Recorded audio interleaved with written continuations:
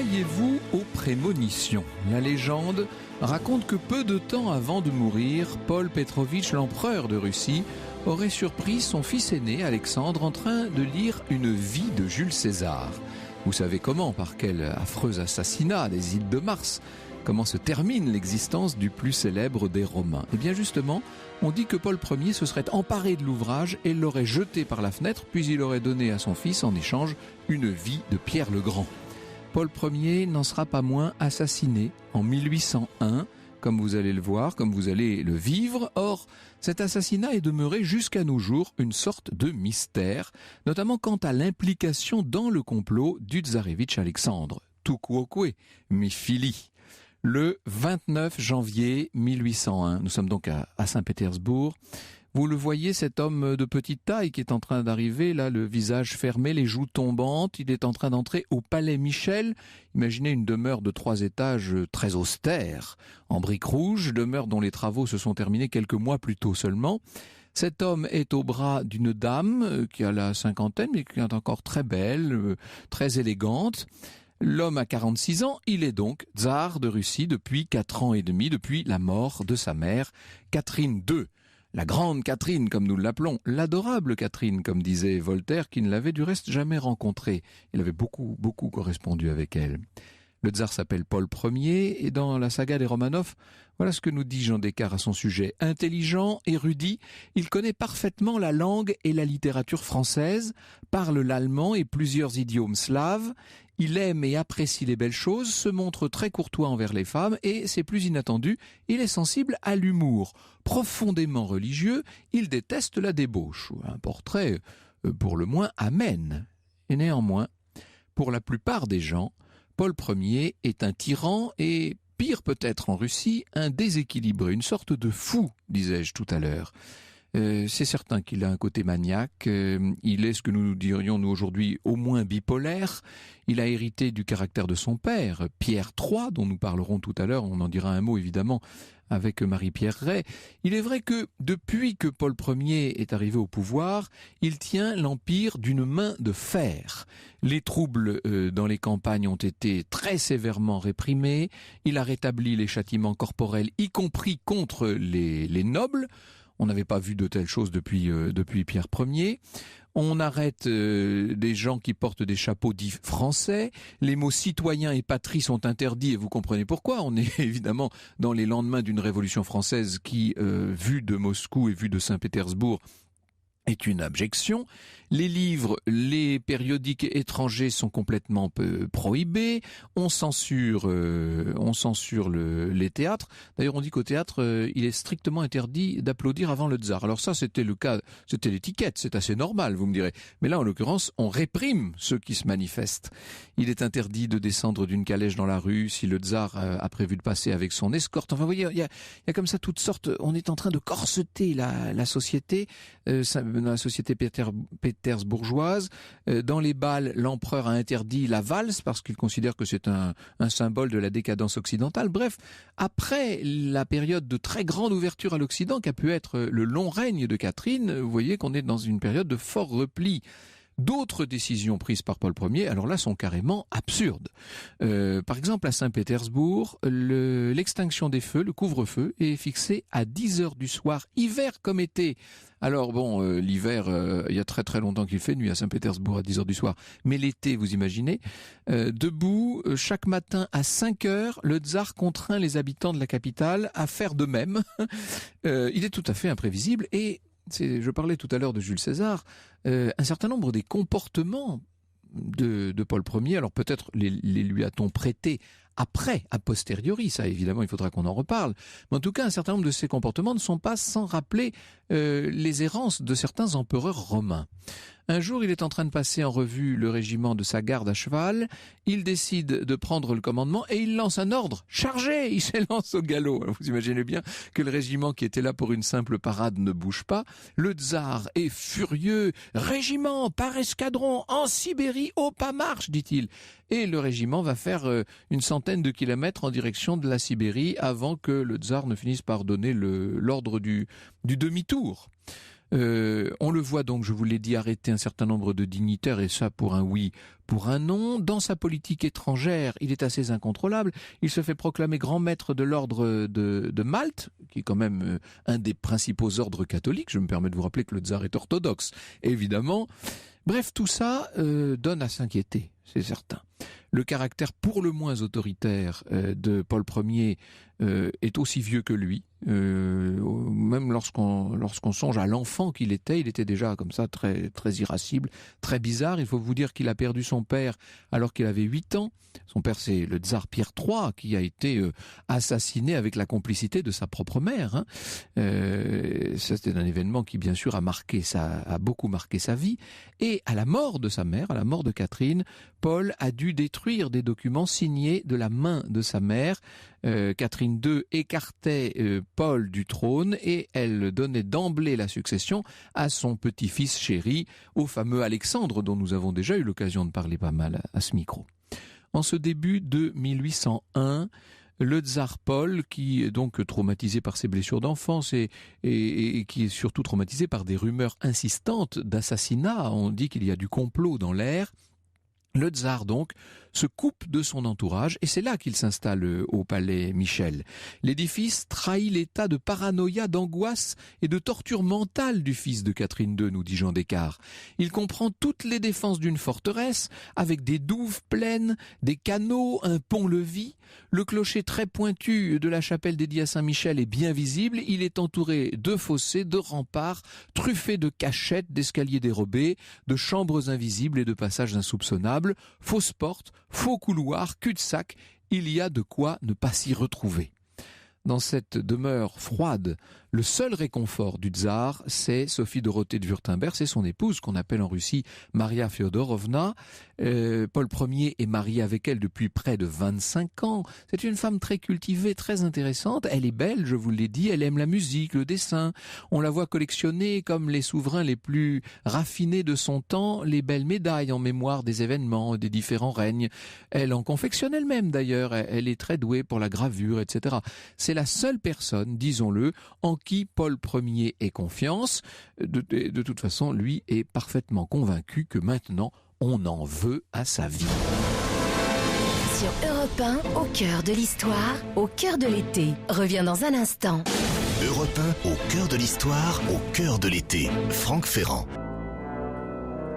Un extrait d'Alexandre Nevsky composé par Sergueï Prokofiev à l'instant sur Europe 1. Cet après-midi, nous sommes en Russie, au début du 19e siècle. Franck Ferrand, nous faisons connaissance avec l'empereur Paul Ier. Alors, on l'a vu, il a un caractère très particulier et il est de plus en plus convaincu que l'on en veut à sa vie. Oui, il a raison, pour tout vous dire, car dans l'entourage du tsar, on se pose beaucoup de questions, on s'interroge sur ce qui peut passer pour de la folie, et dans les milieux autorisés, comme on dit, on est de plus en plus déterminé à se débarrasser de ce personnage qui est un danger pour un empire russe qui n'a pas encore atteint parfaitement sa stabilité. Alors c'est vrai que les différents règnes d'Élisabeth, de Catherine, etc. ont beaucoup stabilisé les institutions, ont renforcé le pouvoir impérial, mais néanmoins, on se demande à la cour si la période de faiblesse inaugurée par les errances de Paul Ier n'est pas dangereuse pour ce royaume, pour cette autocratie de 36 millions d'habitants. Et c'est la politique étrangère du tsar qui va servir de point de départ à la mise en place de ce qu'il faut bien appeler un complot. En effet, après avoir été l'allié des Anglais, après avoir participé aux batailles de la deuxième coalition contre Napoléon, la Russie a décidé de changer d'alliance. Désormais, alors quand je dis contre Napoléon, je devrais d'ailleurs dire contre Bonaparte pour le moment. Désormais, la Russie est du côté du premier consul contre les Anglais. Alors ça, évidemment, c'est un changement majeur et qui inquiète beaucoup. Paul Ier interdit tout commerce désormais avec les Britanniques et même il décide de lancer une grande expédition dans les colonies anglaises aux Indes, dans des territoires qu'on ne voit même pas sur les cartes. Pour les hauts dignitaires de l'Empire, ce projet d'expédition est, si vous me passez l'expression, la goutte d'eau qui fait déborder le vase. Cette fois, il faut se débarrasser de Paul. Le gouverneur général de Saint-Pétersbourg, qui s'appelle Pierre Pahlen, va jouer un rôle essentiel dans la conjuration. C'est pas la première des conjurations contre le tsar. Quelques mois plus tôt, le vice-chancelier et neveu de l'ancien chancelier de Catherine II, Panine, avait réuni des opposants au tsar chez une maîtresse de l'ambassadeur britannique, Sir Wentworth. Mais le complot à l'époque avait échoué parce que les principaux responsables avaient été disgraciés par le tsar à temps, si je puis dire. Je ne sais pas si Paul Ier l'avait vraiment fait de volonté, enfin l'avait fait en conscience. Toujours est-il que les gens n'étaient plus à Saint-Pétersbourg, donc ça rendait très difficile de mener des opérations contre le tsar. Pahlen, dans un premier temps, va se heurter au même problème, car les hommes dont il aurait besoin sont systématiquement écartés par Paul.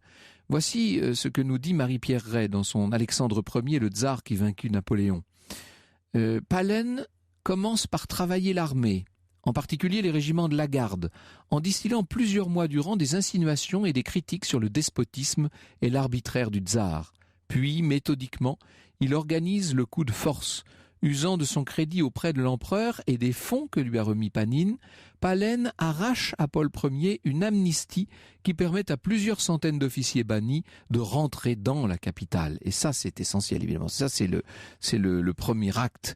C'est parmi ces mécontents humiliés que le comte va recruter ses complices, en l'occurrence une soixantaine de personnes, nous dit Marie-Pierre Ray.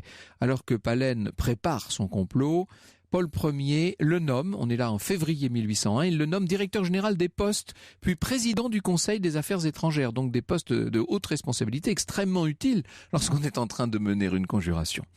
Néanmoins, pour mener à bien son projet, le gouverneur général a besoin de l'approbation du fils aîné de Paul Ier, celui justement que Catherine II avait mis tant de soin à éduquer à la manière occidentale, vous savez, et celui dont elle avait bien l'intention de faire son successeur. À 23 ans, nous dit Jean Descartes, sa haute taille, sa belle allure et son visage fin ne suscitent que des compliments. On parle bien d'Alexandre, le fils aîné de Paul. Des yeux bleus, des cheveux châtain clair et ondulés donnent à sa personne une douceur et une grâce qui ne peuvent que rassurer puis captiver. Et il est élégant. Alexandre va sans doute accepter l'inéluctable, mais à une condition: que son père ne soit pas tué, qu'on l'écarte pourquoi pas, mais surtout qu'on n'attende pas à ses jours. Plus tard, Pahlen écrira, je le cite, « Je ne pouvais paraître chez ce jeune prince. Nous n'osions nous parler longtemps de suite, malgré les relations que nos places nous donnaient. C'est donc par des billets, chose, je l'avoue, imprudente et dangereuse, mais indispensable, par des billets que nous nous communiquions nos pensées et les arrangements nécessaires à prendre. Ces billets étaient remis au comte Panine, le grand-duc Alexandre y répondait par d'autres billets que Panine me remettait, nous les lisions, nous y répondions et nous les brûlions sur le champ. 7 heures du matin, le 7 mars 1801, Panine est convoqué par le tsar, qui est toujours retranché dans son espèce de forteresse urbaine, dans son palais Michel. Paul Ier vient d'apprendre qu'un complot se prépare contre lui. Il est dans un état que vous pouvez imaginer. Et on lui a dit que l'instigateur du complot n'était autre que Pahlen lui-même. Le gouverneur général est un homme d'une trempe extraordinaire. Il ne se démonte pas du tout. Au contraire, il est même d'un sang-froid étonnant. Il affirme au tsar qu'effectivement, il fait bien partie de ce qui devait être un complot, mais que son but, c'est de contrôler tout ça, d'être à l'intérieur, de désamorcer l'affaire. Il s'est fait passer pour un des conjurés, dit-il, au tsar.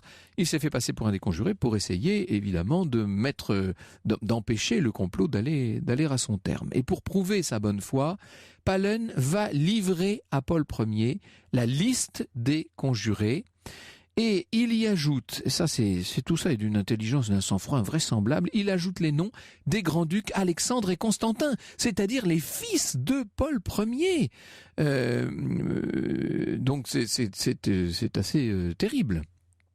Paul Ier est convaincu, évidemment. De toute façon, il n'a pas le choix. Il ne va tout de même pas mettre ses propres enfants en accusation. Alors, il signe des ordres d'arrestation qui visent les 3 conjurés. Il les remet à Pahlen en l'autorisant, si nécessaire, à s'en servir. Mais continuez vos menées, lui dit quasiment le tsar, qu'on a complètement retourné, comme vous pouvez le constater. Évidemment, avec ces documents, Pahlen informe aussitôt Alexandre, le fils de Paul Ier, qu'une menace pèse sur les conjurés et même sur lui, et qu'il est maintenant grand temps d'agir. Vous voyez jusqu'où va l'incroyable machiavélisme de ce Palen. La date est maintenant fixée. Le complot aura lieu dans la nuit du 11 au 12 mars. Au même moment, Paul Ier interdit à ses fils, Alexandre et Constantin, de sortir de leur chambre. Il a compris que quelque chose se tramait. Évidemment, il a bien compris d'ailleurs, puisque la suite va lui donner amplement raison. Sur Europe 1, au cœur de l'histoire, au cœur de l'été, revient dans un instant. Europe 1, au cœur de l'histoire, au cœur de l'été. Franck Ferrand. Et cet après-midi, Franck Ferrand, vous nous racontez l'assassinat du tsar Paul Ier. Et ça y est, la date est fixée. Ça sera dans la nuit du 11 au 12 mars. Oui, vous imaginez cette nuit très obscure, cette nuit pétersbourgeoise du 11 au 12 mars 1801. 2 groupes d'hommes, ça fait en tout une quarantaine d'individus, sont en train de s'avancer vers le palais Michel. Il y a bien sûr le chef de la conjuration, ce fameux Palen, qui est là, de même que Platon Zubov, qui a été le favori de Catherine II. Ils sont, semble-t-il, un peu éméchés. Ils viennent de prendre un souper très arrosé dans les appartements d'un des généraux qui fait partie lui aussi de la conjuration. N'oubliez jamais qu'on est en Russie, après tout. Pendant ce temps, Paul Ier dort. Dans une autre chambre, son épouse, Maria Fyodorovna, dort également. Les 2 fils du couple, Alexandre et Constantin, sont chacun dans sa chambre. Mais Alexandre, évidemment, n'a pas du tout l'intention de fermer l'œil, puisqu'il est mêlé au complot. Il sait que d'un moment à l'autre, tout va basculer. Une partie des conjurés s'arrête au pied du palais pendant qu'un autre groupe, dont Platon Zubov et le général Bennigsen, pénètre dans les appartements du tsar à l'insu de la garde rapprochée et du valet. Il est à peu près 1h du matin. Alexandre, qui donc est juste au-dessous, vous imaginez, entend tout ça, il entend les bruits. Paul Ier est réveillé, il saute de son lit en sursaut, on a toujours affaire à ce personnage très excité, hein. Il tente de se réfugier dans la chambre de son épouse, il a parfaitement compris qu'elle sort l'attend, la porte est fermée, il ne sait pas où sont les clés, il est comme coincé dans une nasse, hein. Il a l'impression d'être pris au piège, et en l'occurrence ce qu'il piège, c'est étonnant, mais c'est sa propre paranoïa, puisque à force de mettre des clés partout et de les cacher, il finit par s'enfermer lui-même. Le tsar essaie de se cacher comme il peut derrière un pare-feu d'ébène au motif d'ambre et de bronze, nous dit la petite histoire. Alexandre est au-dessous, hein, il entend de plus en plus les bruits, les pas, le fracas d'objets qui tombent à terre. 8 membres de la conjuration sont maintenant dans la chambre du tsar pris au piège. Le tsar qui tremble de peur, le fils de Catherine entend les pas se rapprocher du pare-feu derrière lequel il s'est donc réfugié. Il est débusqué évidemment, et Alexandre entend, il tend l'oreille bien sûr, il entend des cris de voix. Paul Ier tente de s'opposer aux intrus, il refuse l'abdication qu'on tente de lui faire signer, et au bout d'un moment, Alexandre n'entend plus rien. Les éclats de voix ont laissé place à un silence assourdissant. La vérité, c'est que Paul Ier vient d'être tué. Il a été étranglé. Dans un manuscrit rédigé en 1826 à partir des témoignages que les conspirateurs lui avaient livrés quelques années après la mort du tsar Paul, le comte de Langeron, qui est un émigré français bien connu, passé au service de la Russie, Langeron donc écrit « Les assassins n'avaient ni corde ni serviette pour l'étrangler. Kariatkine donna son écharpe, et ce fut par elle que Paul périt. On ne sait à qui donner l'horrible honneur de sa fin cruelle. Tous les conjurés y participèrent, mais il paraît que ce furent le prince Yachvili et Katarinov qui furent les plus chargés de la responsabilité de ce crime affreux. Il paraît que Nikolai Zubov, espèce de boucher cruel et devenu audacieux par le vin dont il s'était gorgé, lui donna, c'est le Platon dont je vous parlais tout à l'heure, hein, lui donna un coup de poing dans la figure, et comme il tenait dans la main une tabatière d'or, un des coins aigus de cette tabatière carrée blessa l'empereur sous l'œil gauche. Voilà des précisions assez étonnantes et assez terribles, et qui ne sont pas précisément sans rappeler, même si on n'est pas au Sénat, mais dans une simple chambre à coucher, qui ne sont pas sans rappeler la mort de César dont je vous parlais tout à l'heure. Alors il y a une autre thèse moins répandue, mais qui néanmoins affirme que Paul Ier serait mort d'un accident dans la bagarre, si je puis dire, et qu'il aurait simplement heurté le dessus d'une cheminée. Au-dessous, il y a donc le tsarevitch Alexandre, qui va bientôt devenir le tsar, qui fait les 100 pas. Qu'est-ce qui s'est passé dans la chambre de son père? Bientôt, un homme arrive, c'est le comte Palen. Palen a la mine grave, très grave. Alexandre comprend. Son père est mort. Il pleure, entouré de son épouse, de son frère Constantin qui est accouru. La tsarine est également avertie de la nouvelle. On lui a dit que son mari était mort d'une crise d'apoplexie. C'est ce qu'on disait à l'époque quand on ne savait pas comment définir les morts brutales. Elle s'évanouit de douleur. Pahlen est un peu agacé par toutes ces larmes et il lance à Alexandre « C'est assez de faire l'enfant, venez régner ». Alexandre va donc devenir le nouveau tsar. Ce sera le célèbre tsar Alexandre Ier. Au matin du 12 mars 1801, nous dit Marie-Pierre Ray, lors de sa première sortie officielle en tant qu'empereur, Alexandre Ier offre aux courtisans réunis au palais d'hiver l'étrange image d'un homme hagard, dévasté de chagrin. Tout le monde est bientôt au courant de la mort de Paul Ier et nombreux sont ceux qui, à travers l'Europe, vont charger la mémoire, enfin pas la mémoire, vont charger la responsabilité d'Alexandre. Alors, les historiens s'interrogent sur les circonstances très précises de la mort de Paul et bien sûr sur le degré d'implication de son fils aîné. Certains disent qu'Alexandre a joué un rôle minime, qu'il n'a jamais souhaité la mort de son père, simplement sa déposition. Pour d'autres, Alexandre savait pertinemment que son père n'abdiquerait jamais. Il était donc convaincu que l'assassinat du tyran serait à jamais la seule solution. Bonjour Marie-Pierre Ray. Bonjour. Que s'est-il passé dans ce palais Michel en cette nuit obscure de mars 1801 ? Nous y revenons en votre compagnie dans un instant.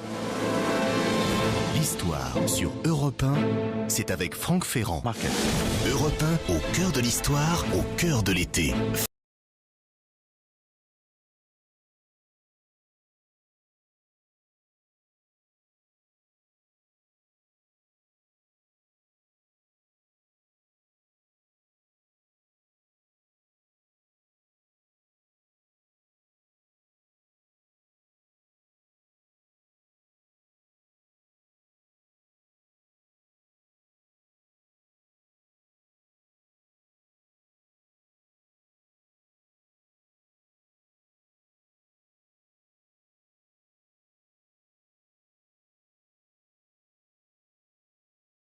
Giovanni de Mozart, un instant sur Europe 1. Cet après-midi, nous sommes au cœur de l'histoire de l'assassinat du tsar Paul Ier. C'était en mars 1801. Vous venez de nous raconter, Franck Ferrand, cet assassinat. Et pour en parler avec plus de détails, vous recevez Marie-Pierre Ray, professeure d'histoire russe et soviétique à l'université Paris en Panthéon-Sorbonne et directrice du Centre de recherche en histoire des Slaves. Alors Marie-Pierre Ray, nous venons d'entendre le grand air du commandeur du Don Giovanni de Mozart. Il y a la culpabilité sur cette affaire, la culpabilité d'Alexandre. Nous allons y venir tout à l'heure. Mais d'abord, est-ce qu'on en sait davantage sur les circonstances très pratiques, très concrètes de l'assassinat du tsar, ou en tout cas de sa mort ? Alors, comme vous l'avez rappelé, d'abord, il y a une grande confusion.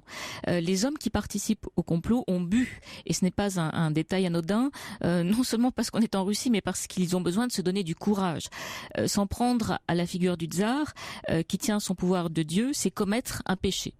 Donc il faut avoir du courage et ils vont ensemble aller vers ce château Michel extrêmement bien défendu avec ses douves, ses centaines de pièces mal éclairées, tortueuses, et tout cela crée une atmosphère extrêmement angoissante, y compris pour les membres du complot. Alors tout cela ajoute évidemment à la confusion, je dirais au stress collectif qui gagne ces hommes et qui explique qu'on ait au final des versions assez différentes quant au déroulé précis des opérations.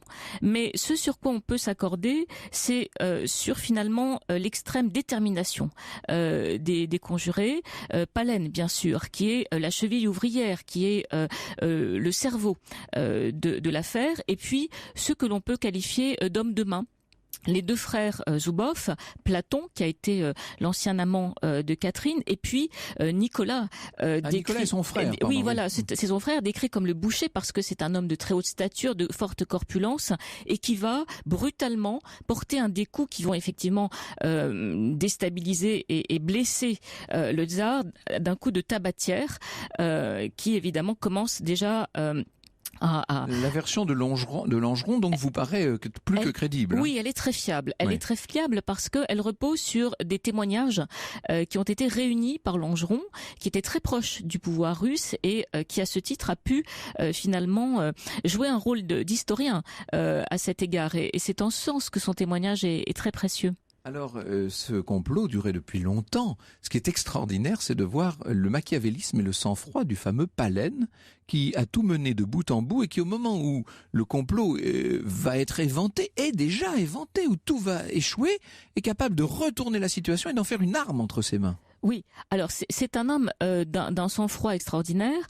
Alors, en réalité, il intervient dans la préparation du complot un petit peu plus tard, puisque, comme vous l'avez rappelé, celui qui est en fait au départ à l'initiative du complot, c'est le comte Panine, Nikita Panine, qui a un rôle extrêmement important, qui est vice-chancelier, qui est d'ailleurs aussi un ami d'enfance de Paul. Donc on est vraiment dans des milieux aristocratiques très très élevés. Et l'enjeu, c'est en fait, on y reviendra, la politique menée par Paul qui apparaît à ces aristocrates extrêmement nocive pour les intérêts du pays. Donc il y a chez eux la volonté finalement de se défaire d'un tsar qu'ils jugent nocif. Alors, pour autant, ils n'en veulent pas la mort. Ils parient sur cette déposition du tsar, mais à partir de ce schéma initial, c'est-à-dire on va déposer le tsar, finalement un véritable complot va se nouer avec initialement le soutien financier de l'ambassadeur de Grande-Bretagne qui est présent à la cour de Saint-Pétersbourg, car le nouveau cours de la politique extérieure de Paul, c'est l'Angleterre. Est anti-anglais. On va dire, et ça revient toujours, il y a encore les Anglais derrière. On peut dire qu'il y a les Anglais derrière, en tout cas à l'origine du complot, parce que l'origine du complot, elle se noue au printemps 1800.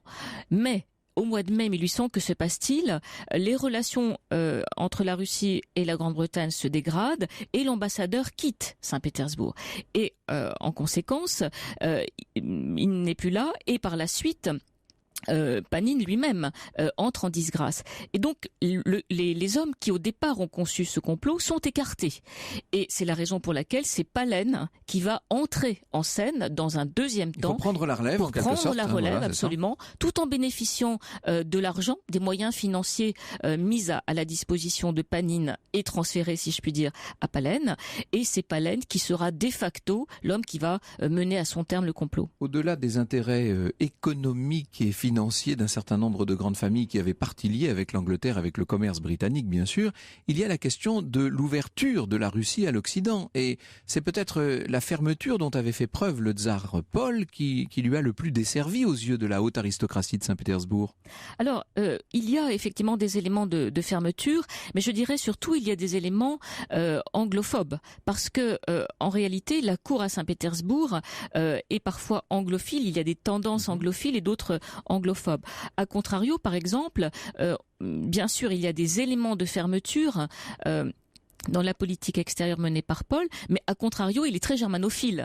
Oui, donc on ne peut pas... il est tellement germanophile qu'il est en train de transformer l'armée russe en une sorte de deuxième armée prussienne. Absolument, en fait, et il dote l'armée russe d'un uniforme qui ressemble à s'y méprendre à l'uniforme prussien, ce qui lui vaudra la haine d'une partie des élites militaires russes qui se sentent dépossédées de leur identité. Et ça, c'est un élément très important, parce qu'il ne faut pas oublier qu'au moment du complot, la garde rapprochée qui veille sur le château Michel est retournée.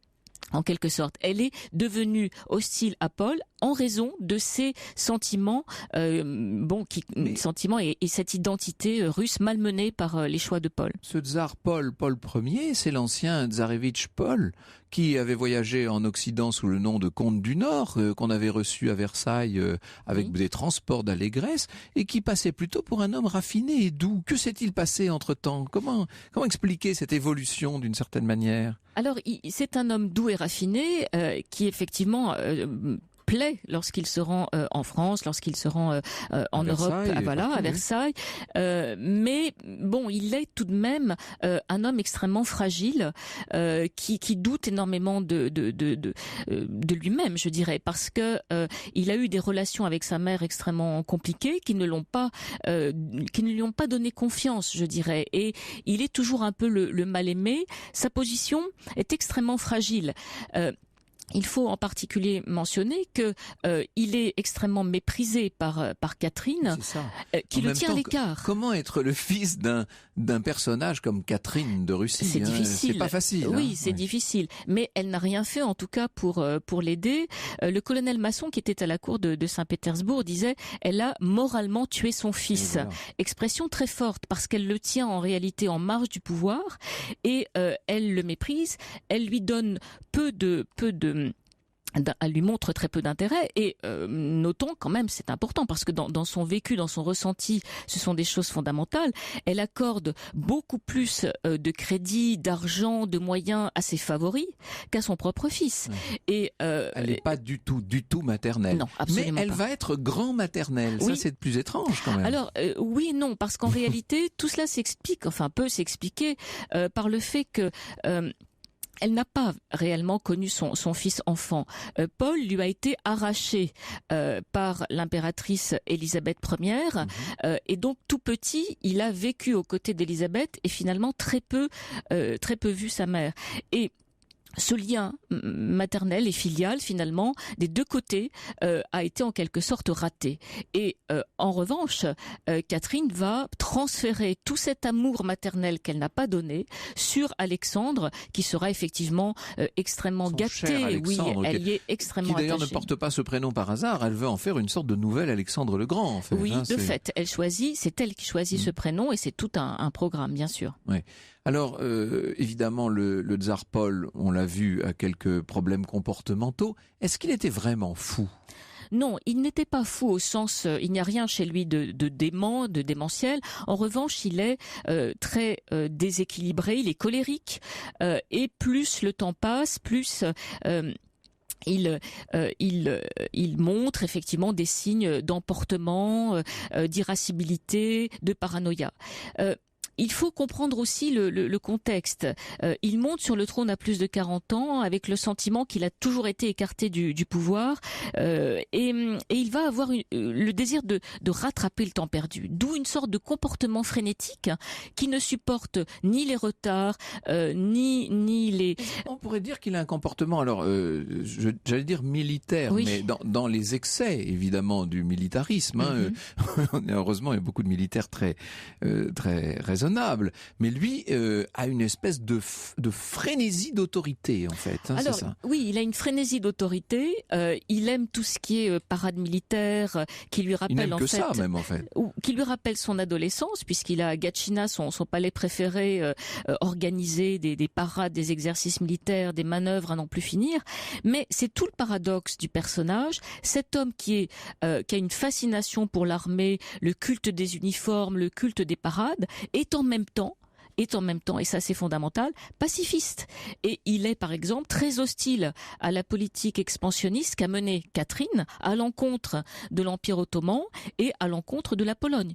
Il considère, voilà, tout ça, et c'est extraordinaire parce qu'il considère que la Russie doit se défendre, mais qu'il faut qu'elle ne mène que des guerres défensives, alors que Catherine a toujours eu un comportement extrêmement expansionniste, utilisant l'armée pour conquérir de nouveaux territoires. Donc vous voyez, de nouveau, là aussi, une personnalité extrêmement contrastée. J'ai dit tout à l'heure qu'il rétablissait les châtiments corporels contre les nobles, ce qui est invraisemblable. D'où vient cette espèce de haine contre la cour, contre les nobles? Est-ce que c'est sa mère qu'il veut punir en quelque sorte à travers un certain nombre de grands seigneurs? Alors peut-être effectivement, mais c'est sans doute aussi parce que il se rend compte lorsqu'il monte sur le trône à quel point la corruption est importante au sein de l'armée comme de l'administration. Il sait qu'il y a beaucoup de désertions, qu'il y a des régiments de papier et que Catherine II s'est finalement accommodée de cette réalité de papier.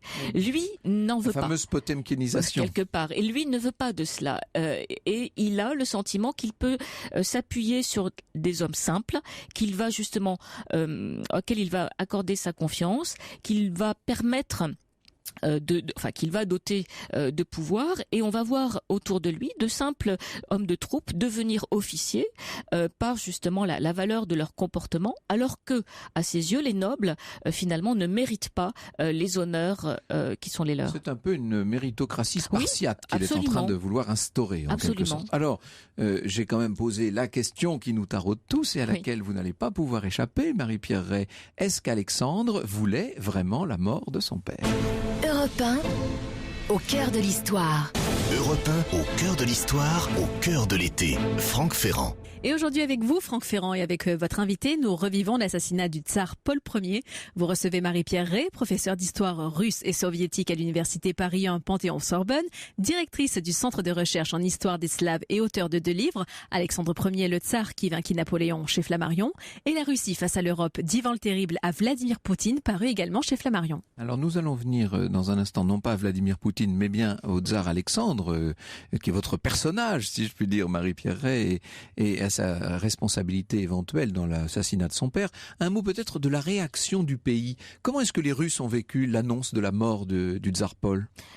Avec un grand soulagement. Les élites sont ravies finalement. À Saint-Pétersbourg, c'est la fête. Ah oui, c'est la fête. Enfin, la fête. En tout cas, il y a des sourires qui montrent que le pays est soulagé, que la cour en tout cas et les élites sont soulagées. Parce que ce qui finalement angoissait ces élites, c'était le côté totalement imprévisible de Paul, qui les maintenait dans un état de stress permanent, parce qu'on ne pouvait jamais savoir ce que le lendemain le tsar ferait. Est-ce que leur soulagement ne tient pas aussi au fait que beaucoup étaient corrompus et qu'ils savaient le tsar Paul très décidé à lutter contre la corruption? Oui, il y a une part de soulagement liée à ce que effectivement il se sentait finalement un peu traqué, fautif, un peu traqué et fautif. Et de fait, comme vous l'avez mentionné tout à l'heure, Paul n'hésitait pas à s'en prendre aux nobles, y compris par des châtiments corporels ou par l'exil en Sibérie.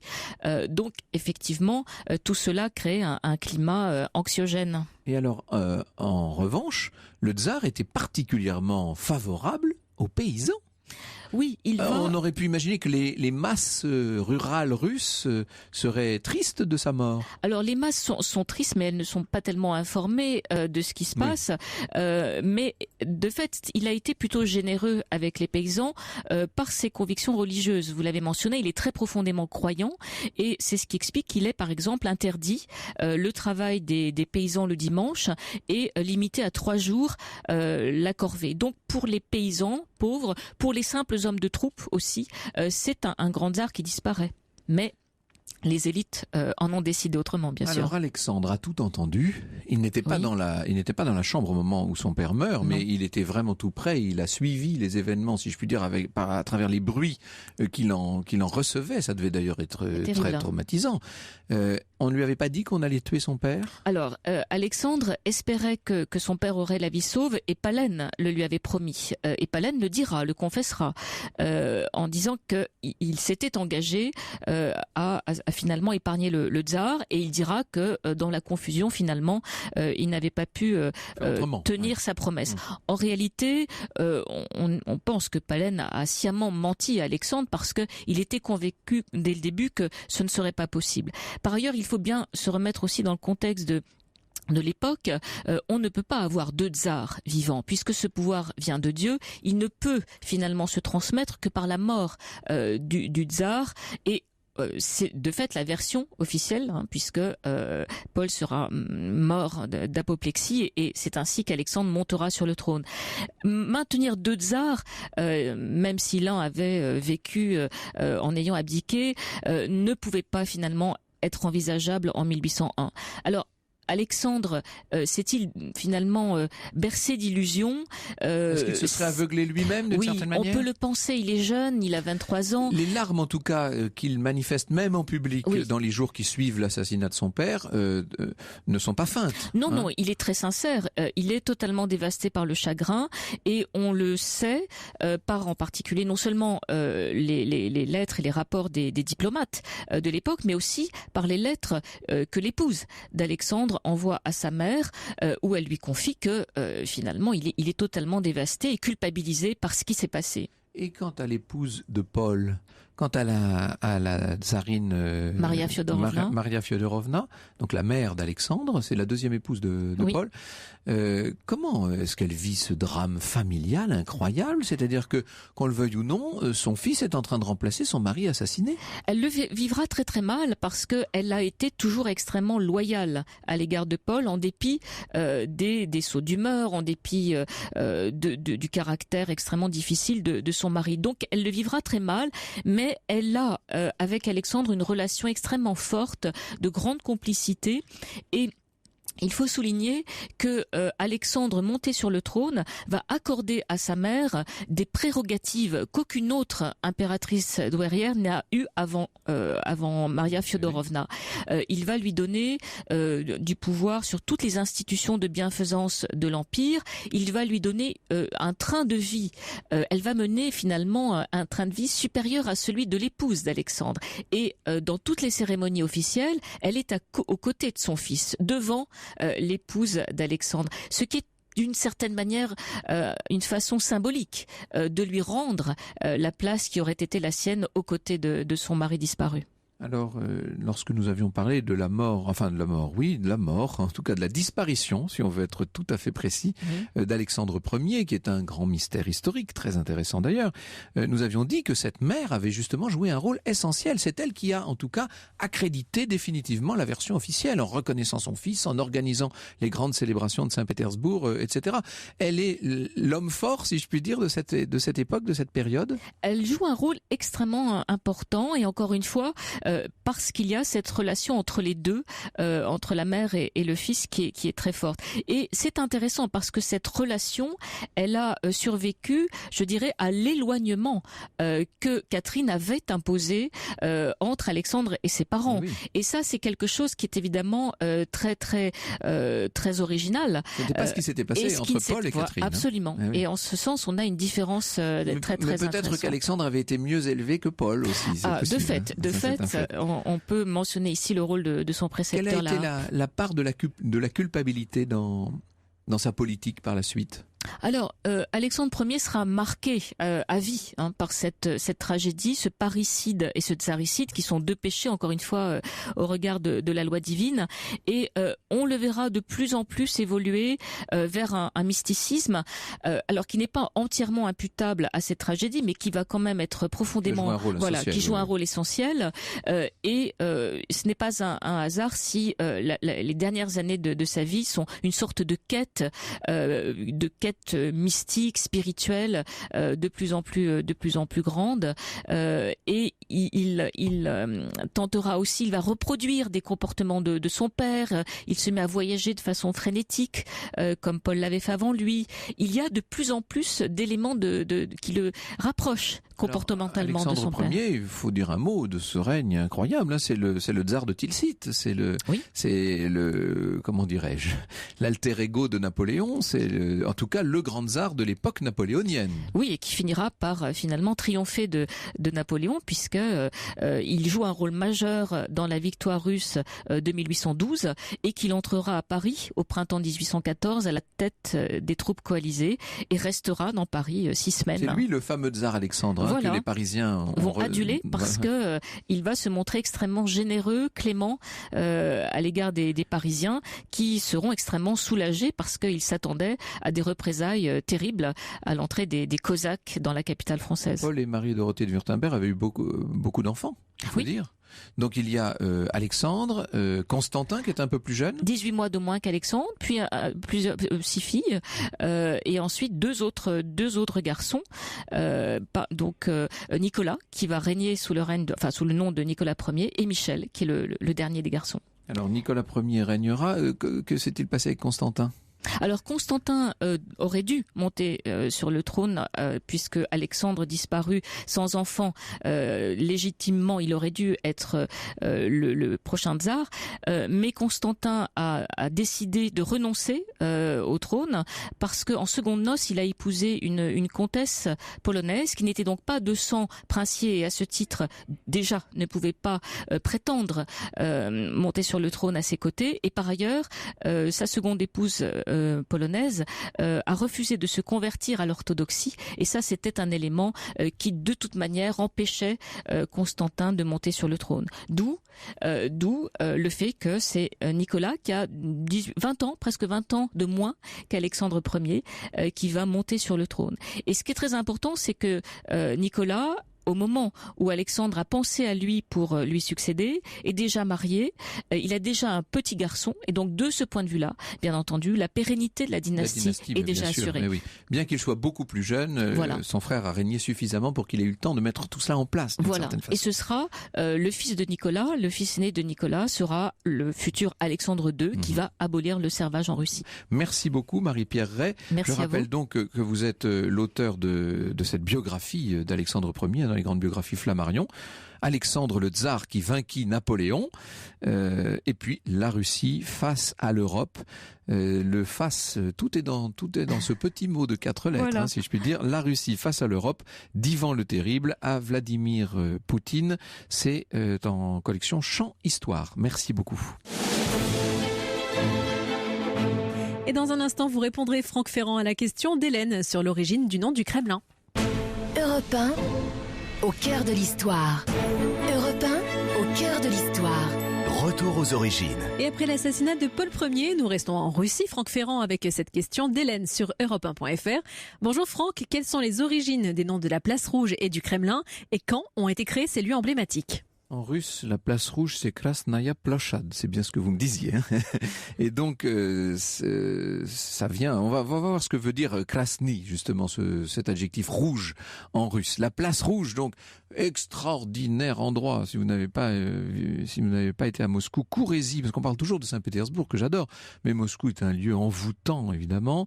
Il y a un très grand incendie en 1493 qui ravage le vieux Moscou, qui touche notamment les faubourgs de la forteresse du Kremlin, qui avait été érigé là au XIIe siècle. Les habitations qui sont parties en fumée ne seront pas rebâties. Les maisons qui restent sont littéralement rasées par le grand prince de Moscou et c'est le grand prince Ivan III.